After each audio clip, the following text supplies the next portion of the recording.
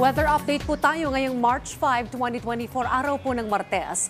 Sa kasalukuyan ay patuloy pa rin pong pag-iral ng easterlies o mainit na hangin na nanggagaling po sa dagat Pasipiko at nakakaapekto sa buong bansa. Kung makikita po ninyo sa ating satellite image, mayroon po tayong namamataan na makapal na kaulapan sa may silangang karagatan ng Mindanao area. Itong cloud clusters na ito ay makakaapekto po sa may eastern section ng Mindanao at magdadala ng mga kalat-kalat na pag-ulan, pagkidlat at pagkulog.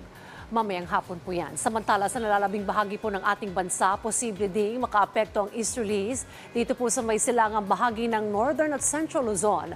May mga posibilidad din na may mga kalat-kalat na pagulan pero mahina lamang po inaasahang mga pagulan na ito. Sa nalalabing bahagi naman po ng bansa ay wala po tayong namamataan na makakapal na kaulapan na posibleng magdala ng mga pagulan.